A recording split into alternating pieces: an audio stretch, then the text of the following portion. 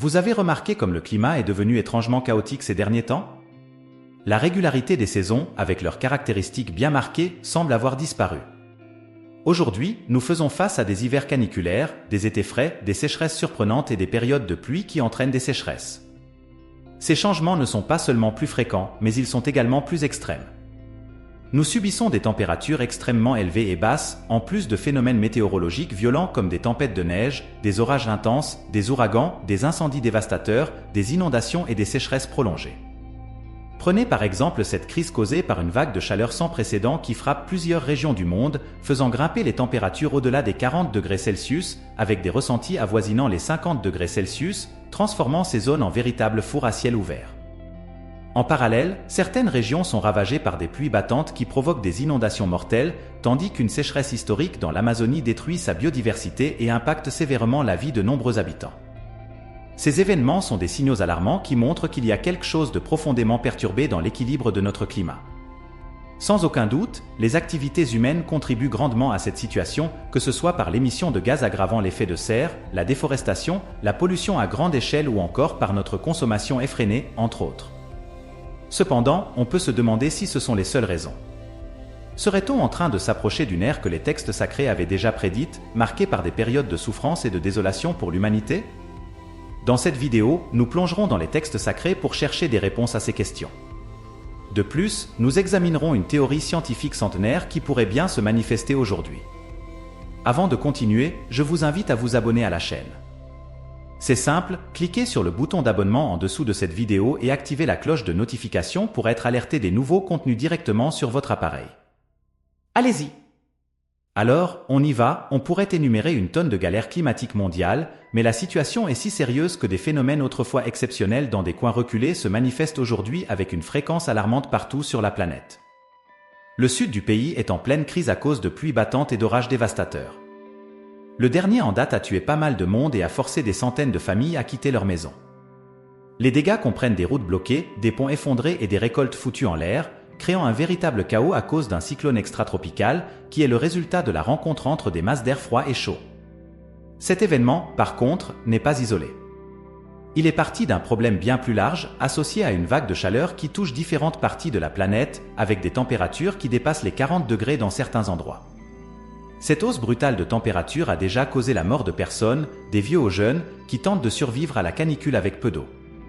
En même temps, cette vague de chaleur est liée à la sécheresse qui frappe l'Amazonie, le plus grand biome tropical du monde, qui souffre du manque de pluie et de la montée des températures. Les conséquences incluent d'immenses feux de forêt qui dévorent non seulement la végétation mais aussi la vie animale et détériorent la qualité de l'air, impactant la santé respiratoire des gens du coin. Donc, mes chers, les défis climatiques actuels perturbent l'équilibre de notre planète et menacent notre survie. Et peut-être vous vous demandez quel est le lien avec les Écritures, n'est-ce pas? Le rapport est plus profond qu'il n'y paraît au premier abord. Il y a une prophétie de Jésus qui correspond de manière surprenante au réchauffement global. Dans Luc 12h49, Jésus dit qu'il est venu apporter le feu sur la terre et qu'il aurait aimé qu'il soit déjà allumé. Cette remarque, insérée dans une réflexion sur le jugement divin et la séparation entre les justes et les injustes lors du jugement dernier, peut être interprétée de diverses manières. Bien qu'il soit courant parmi les érudits de la Bible de prendre cette mention du feu au sens métaphorique, ce n'est pas totalement insensé.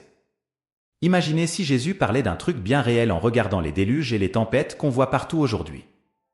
Saint Pierre, poussé par l'Esprit Saint, nous a lancé un avertissement pour plus tard dans sa deuxième lettre.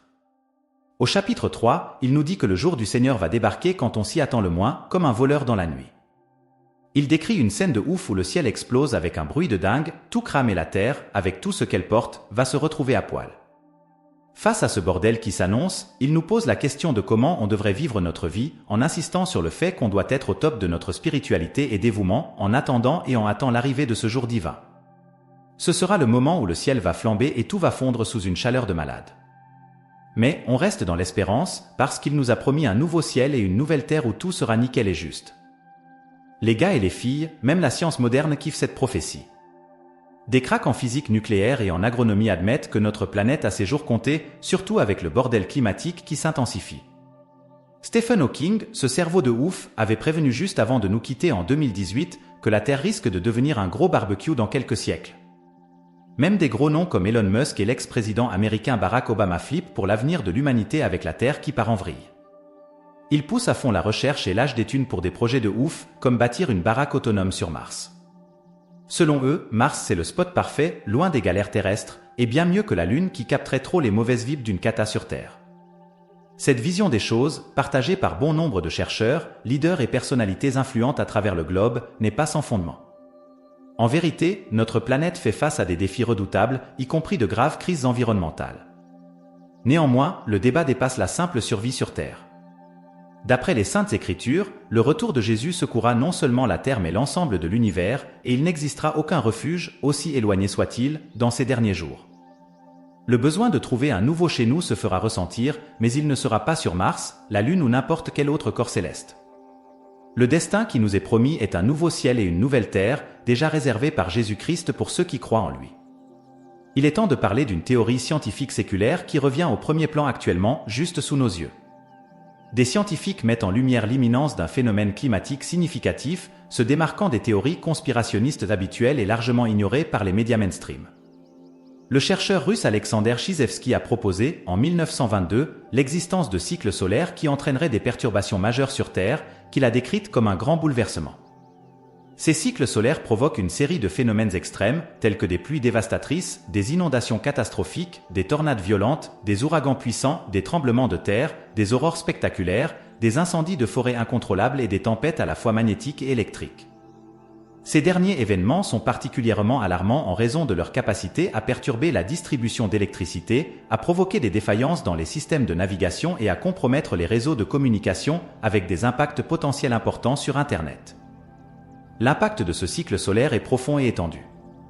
Un chercheur allemand travaillant à l'Université du Minnesota, aux États-Unis, a noté que les perturbations géomagnétiques affectent notre bien-être de manière inattendue, augmentant la prévalence des troubles psychiatriques, le nombre d'hospitalisations pour des conditions nerveuses et cardiaques, les cas de violence et les taux de suicide. Selon les observations du scientifique russe et confirmées par des données d'organisations liées à l'Organisation mondiale de la santé, nous vivons ces effets en temps réel, avec une demande de soutien psychologique et psychiatrique atteignant des niveaux sans précédent. Nos jours, notre société fait face à une véritable épidémie de stress, d'anxiété, de dépression et de violence, avec un appel massif à l'aide psychologique.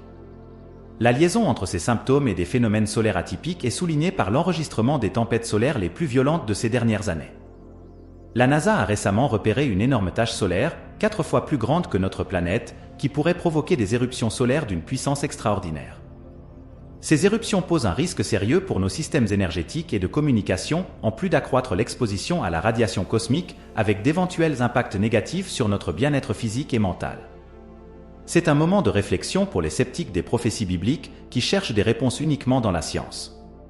L'existence d'une explication scientifique pour un certain phénomène n'écarte pas la possibilité qu'il puisse aussi être un signe divin. Dieu, créateur de l'univers et de tout ce qui y vit, nous a donné la capacité de déchiffrer les mystères du cosmos et de la nature, un don divin. Prenons en compte les paroles du prophète Daniel sur la grandeur du Seigneur, qui change les époques et les saisons, détrône les rois et en sacre de nouveau, donne la sagesse aux sages et la connaissance à ceux qui ont de l'entendement. Il révèle les mystères cachés et connaît tous les secrets, car là où règne l'obscurité, il apporte la lumière. En tant que chrétien, il est crucial de prendre au sérieux les paroles du Seigneur et d'être attentif aux signes précurseurs de son retour, y compris ceux manifestés dans la nature, car ils annoncent que son arrivée est proche et que nous devons être prêts. Jésus, dans Matthieu 24, nous a exhortés à rester vigilants et préparés, car le moment de son retour est incertain. Toutefois, il a aussi précisé que cette attente ne devrait pas immobiliser notre existence. L'objectif n'est pas de se perdre dans l'inquiétude mais de continuer à vivre selon l'Évangile et de partager la parole avec le plus de personnes possible.